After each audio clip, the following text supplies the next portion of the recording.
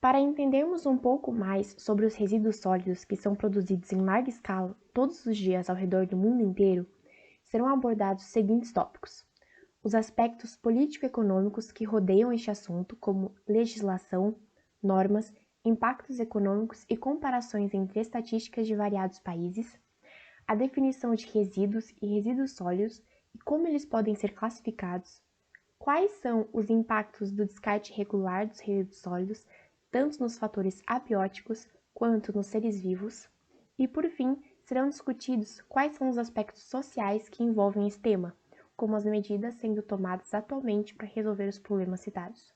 Ao longo da conversa, veremos o plástico como um estudo de caso para cada tópico mencionado. A Revolução Industrial melhorou a qualidade de vida da população mundial, diminuindo drasticamente a mortalidade, que, consequentemente, aumentou o crescimento populacional. Mas ela também acarretou maior produção de bens e maior consumo.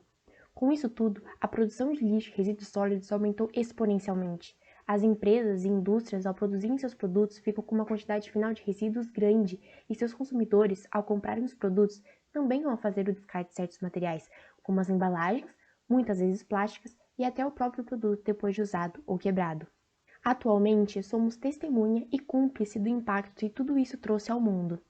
Mas muitos não estão de acordo com tudo o que está acontecendo e estão exigindo mudanças. No Brasil, foi sancionada a Lei dos Crimes Ambientais em 1998, que trata sobre todos os tipos de atos ilícitos sobre o ambiente, inclusive poluição e descarte de resíduos sólidos.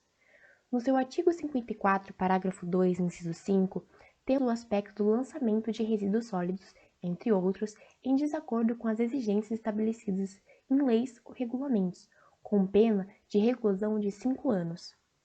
Também no caput do artigo 56, há um enfoque sobre produzir, processar, embalar, importar, exportar, comercializar, fornecer, transportar, armazenar ou usar um produto perigoso à saúde humana ou ao meio ambiente, com pena de reclusão entre 1 e 4 anos, junto à multa. As empresas também não escapam de regras, ainda mais por serem culpadas da maior parte dos descartes irregulares. Com as normas ISO 1401, publicadas pela ABNT em 2015, as empresas podem melhorar sua gestão ambiental e, consequentemente, seu desempenho ambiental.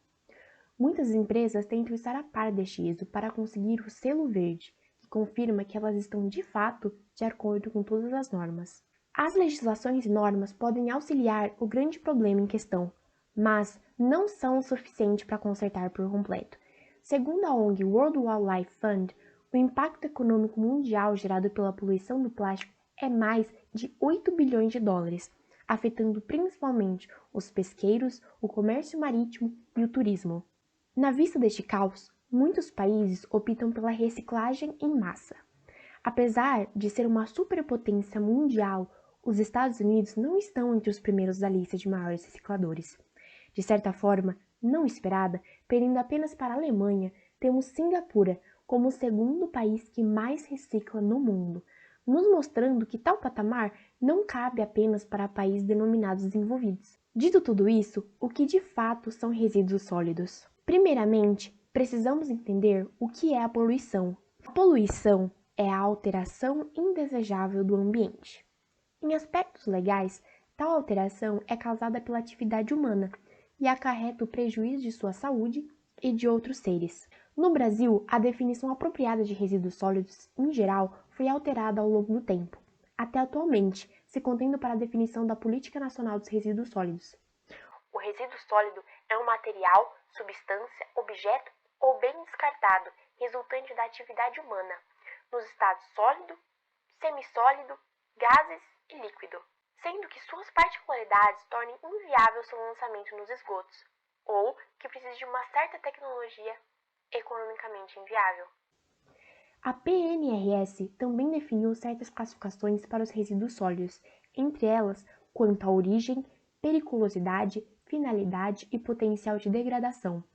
A classificação quanto à origem é mais comum, tendo 11 tipos de originalidade. Já quanto à periculosidade, é observado se tal resíduo é perigoso ou não, auxiliando assim na gestão deles. Quanto à finalidade, temos resíduos reversos, que podem ser reutilizados através da logística reversa.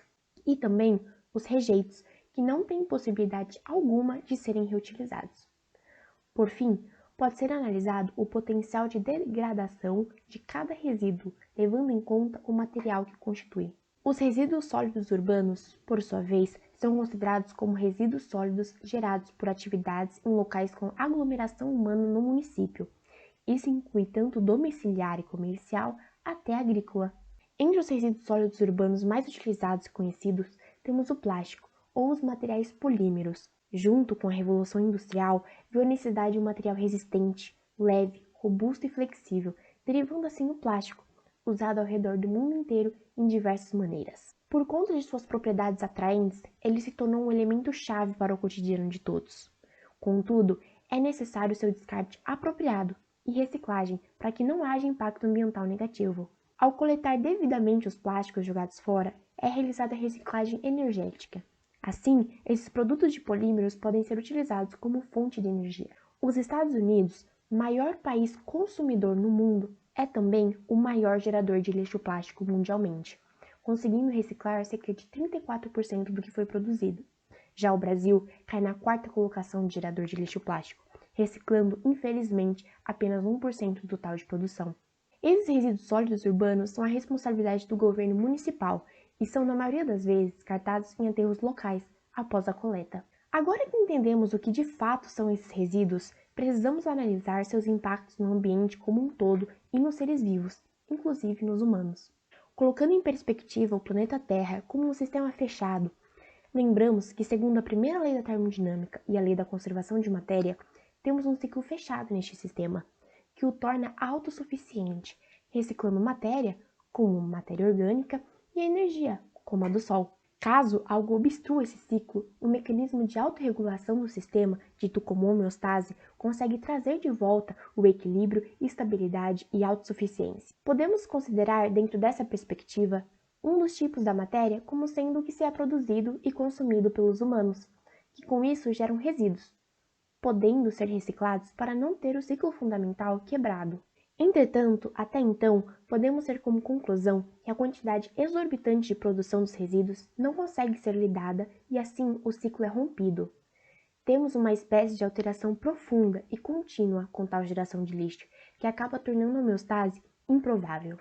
De uma forma mais específica, a poluição dos resíduos sólidos altera as características físico-químicas do solo e do ambiente aquático, através do denominado chorume, o líquido gerado pela decomposição do lixo. No ar, a decomposição dos materiais gera gases maléficos. Segundo a ONG WWF, há mais resíduos plásticos nos rios e solos do que nos oceanos, que estimativamente tem mais de 160 milhões de toneladas, chegando em todos os lugares do mundo, inclusive na Antártida. Já na questão de saúde dos seres vivos, é estimado que mais de 270 espécies de animais já foram estranguladas por plásticos e 240 espécies já o ingeriram também.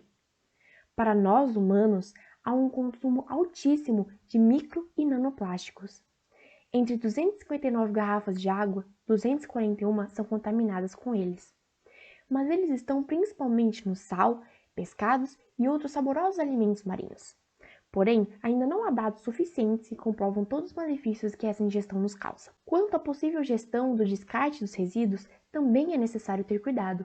Como visto anteriormente, entre os países que mais geram lixos plásticos, eles também acabam incinerando esses poluentes, algo muito prejudicial à saúde de todos os organismos, já que essa queima libera na atmosfera gases tóxicos. Outra forma de descarte muito comum é pelos lixões ao ar livre, poluindo a água em diferentes locais e provocando diversos tipos de doenças, entre elas alguns problemas respiratórios.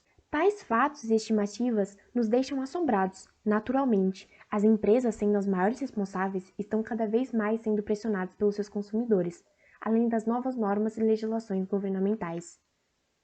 Mas por que agora e o que mudou para os consumidores tomassem tal atitudes? Claramente, os impactos citados já podem ser muito bem observados de forma abrangente, e a explosão da internet trouxe mais à tona esse assunto urgente.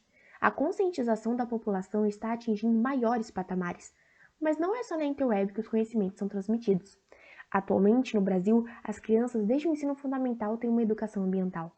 Em 2007, a Unesco, junto com os Ministérios do Meio Ambiente e da Educação, lançaram um livro de conceitos e práticas em educação ambiental na escola, que aborda, entre outros assuntos importantes, as novas tecnologias e tendências para a educação e os projetos interdisciplinares possíveis, tornando a aprendizagem mais eficaz. No aspecto internacional, temos diversas conferências em que vários países se reuniram ao longo dos anos para discutir sobre os temas ambientais, principalmente a descontrolada poluição. Dentre as conferências que impulsionaram esse movimento mundial, podemos citar as seguintes. A Conferência das Nações Unidas sobre o Ambiente Humano em Estocolmo foi a pioneira, em 1972, convocada pela ONU. No mesmo ano, foi criado o Programa das Nações Unidas para o Meio Ambiente. Em 1992, ocorreu a famosa ECO 92, no Rio de Janeiro, a Conferência das Nações Unidas sobre o Meio Ambiente e o Desenvolvimento. No mesmo ano, também foi criada a Comissão para o Desenvolvimento Sustentável.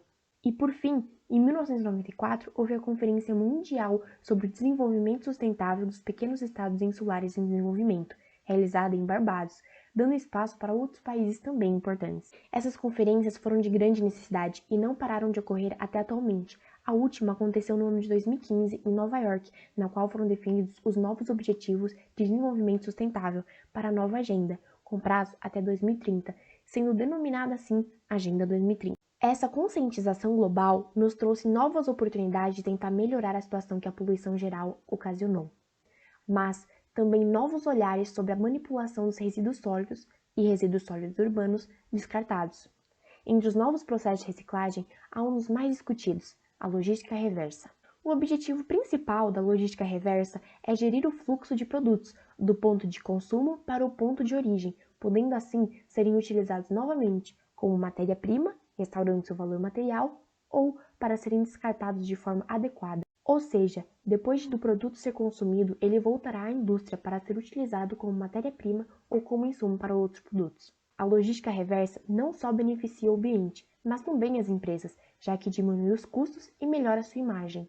Mas também podemos destacar a coleta seletiva e o aprimoramento da reutilização como formas de melhorar o descarte dos resíduos sólidos urbanos e resíduos sólidos em geral.